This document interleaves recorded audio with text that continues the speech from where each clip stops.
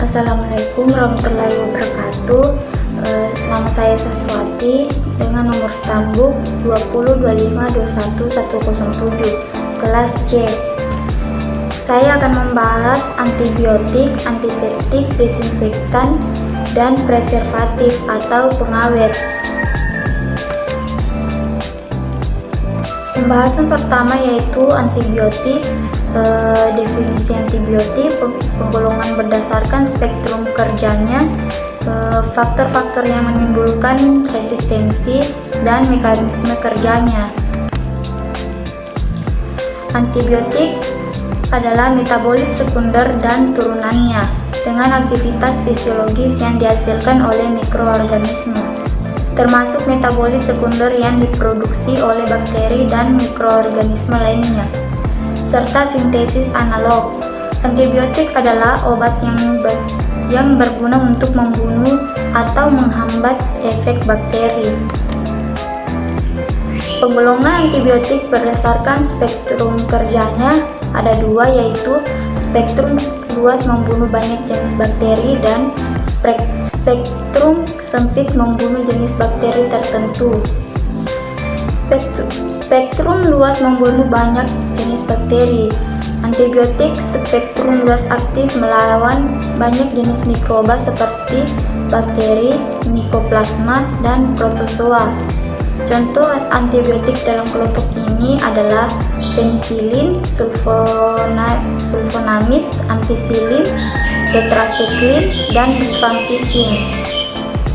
Pada spektrum sempit membunuh jenis bakteri tertentu, antibiotik yang bersifat aktif bekerja hanya terhadap beberapa jenis mikroba saja, bakteri gram positif atau gram negatif saja.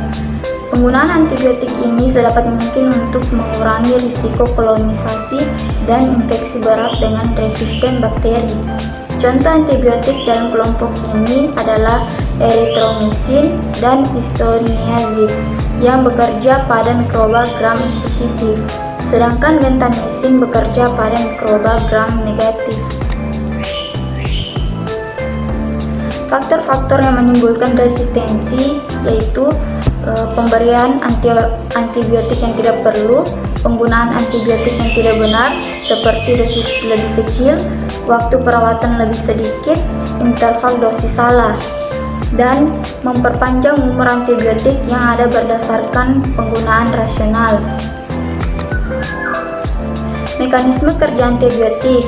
Antibiotik dibagi menjadi 5 kelompok berdasarkan cara kerjanya. Pertama, antibiotik yang menghambat sintesis dinding sel mikroba, contohnya penisilin. Kedua, antibiotik yang bekerja mengganggu permeabilitas membran sel sehingga menyebabkan keluarnya berbagai komponen penting sel, contohnya polimexin. Ketiga, antibiotik yang menghambat sintesis protein sel mikroba, contohnya tetracycline. Antibiotik yang menghambat sintesis asam nukleat, contohnya rifampicin. Dan yang kelima, antibiotik yang menghambat metabolisme sel mikroba, contohnya sulfonamid.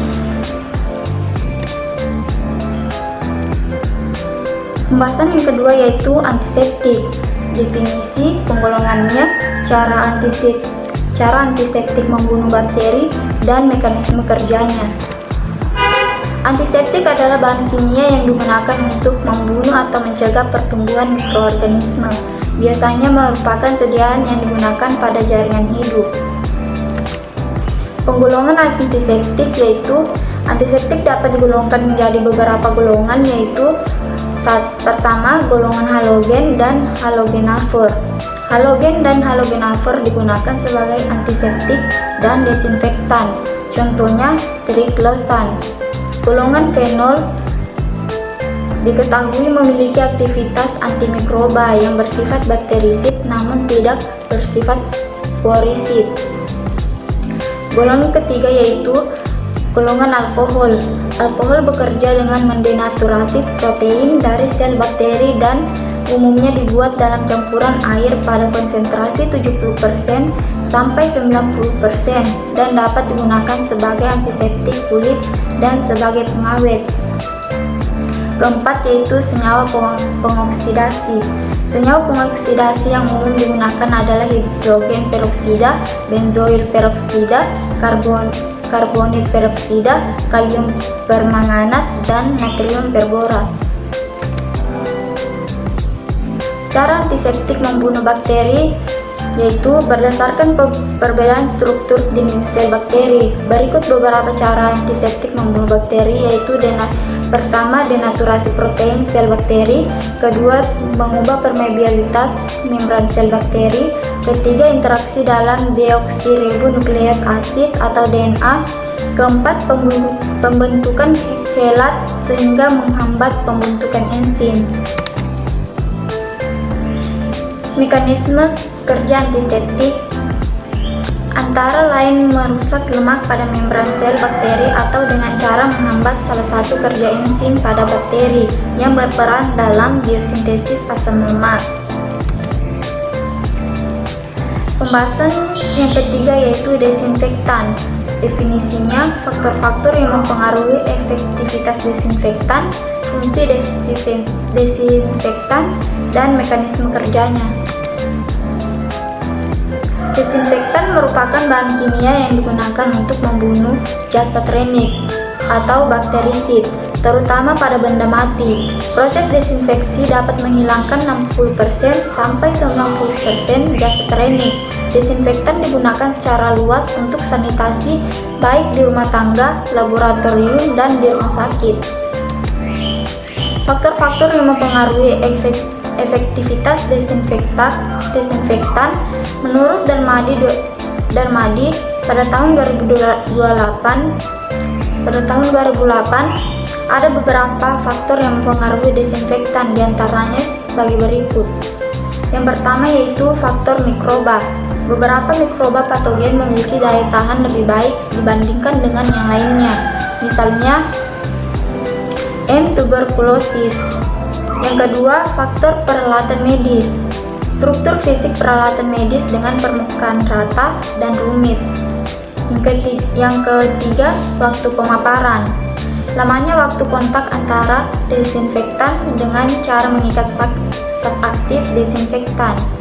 Yang keempat itu faktor desinfektan. Tergantung dari desinfektannya.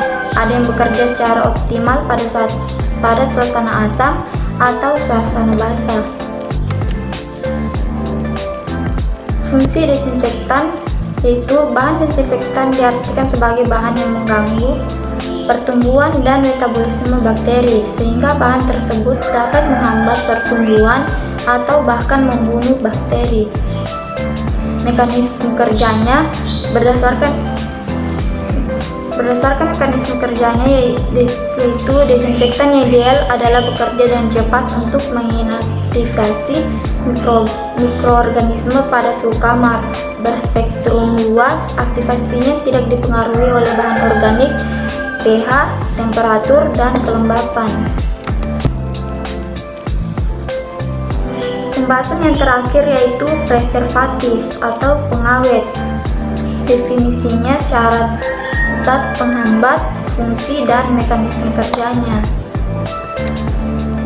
Zat pengawet adalah bahan yang ditambahkan dengan tujuan menghambat atau mencegah tumbuhnya mikroorganisme, sehingga tidak terjadi proses penguraian atau pembusukan. Syarat zat penghambatnya yaitu yang pertama, bakterisida yang bersifat sida atau bakterisidil, tak hanya menghambat. Yang kedua, tidak diinaktifkan zat dalam pangan hasil metabolisme. Yang ketiga, germisida, harus inaktif selama pemanasan. Yang keempat, tidak toksin untuk orang dan binatang. Yang kelima, tidak mempengaruhi rasa, bau, aroma pangan. Fungsi preservatif yaitu yang pertama sebagai antioksidan, yang kedua penetral gas aman, yang ketiga stabilizer, yang keempat zat pengeras, yang kelima zat pelindung atau pembungkus terhadap mikroba, dan yang terakhir yaitu mencegah kekeringan. Mekanisme kerja bahan pengawet yang terdiri dari asam organik adalah berdasarkan permeabilitas dari membran sel mikroba terhadap molekul-molekul asam yang tidak teroksidasi. Isi sel mikroba mempunyai pH yang selalu netral.